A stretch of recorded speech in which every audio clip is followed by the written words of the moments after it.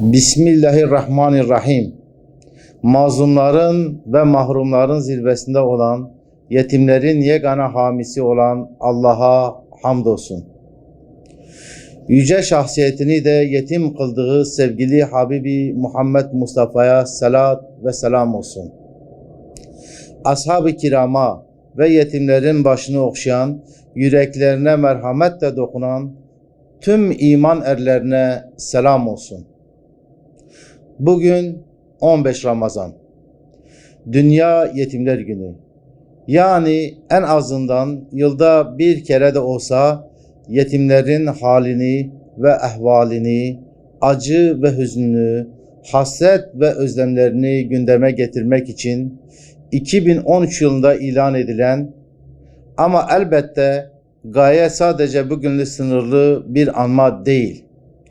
Bugün vesilesiyle yetim hassasiyetini daim hale getirmektir. Her yıl yetimlerin azaldığı, mahrumiyet ve acıların dindiği bir dünya ve İslam ümmetine kavuşmayı diliyoruz. Ama maalesef aksi tablolara şahitlik etmekte ve acıların katmer katmer arttığı yeni Ramazanlara ulaşıyoruz. Aslında yetimler azalıyor.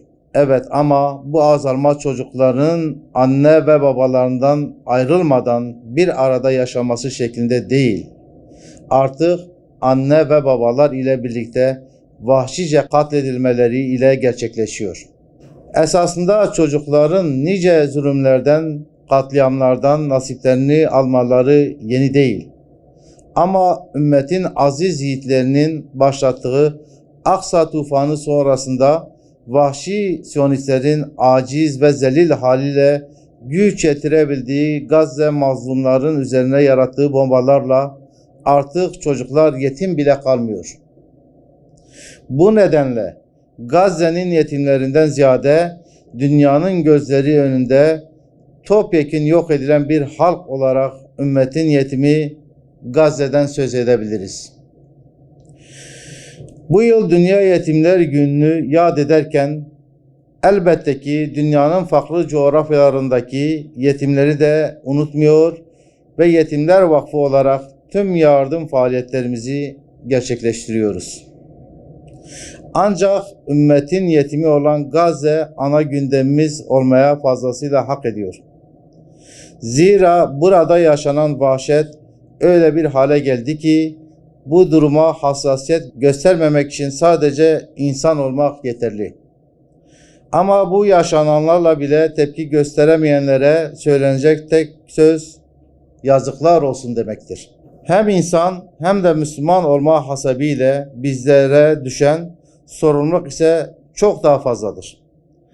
Tepki ve protestolarımızı, lanet ve beddualarımızı, barbar işgalciler için dua ve niyazlarımızı da Gazze'nin mazlumları için Yüce Rabbimize arz ediyoruz. Ama bununla birlikte işin maddi boyutuyla ilgili olarak da boykot hassasiyetimizi ve bu mazlumlara maddi desteğimizi de sürdürmekteyiz. Zira Kudüs, Mescid-i Aksa ve Gazze için en azından elimizden geleni sergileme adına bir sorumluluk taşımaktayız. Aksi takdirde Rabbimize sunacağımız hiçbir mazeretimiz olmayacaktır. Bu vesile ile ümmetin yetimi Gazze başta olmak üzere tüm mazlum ve mahrumlara yardım faaliyetlerimizi sürdürdüğümüz şu mübarek Ramazan ayında hayırsever halkımızın desteklerini, dua ve katkılarını beklediğimizi ifade etmek istiyoruz. Bizler İman ve insaniyetin gereği olan bu hayırda köprü görevi görürken halkımız da bu köprüden geçen hayır kervanında birer hayır yolcusu olarak yer almalarını umut ediyoruz. Son olarak 15 Ramazan Dünya Yetimler Günü vesilesiyle işgalci vahşilerin helak oluşunu, Kudüs ve Mescid-i Aksa'nın özgürlüğüne kavuşmasını ve Gazze'nin acılardan halas oluşunu Yüce Rabbimizden niyaz ediyoruz.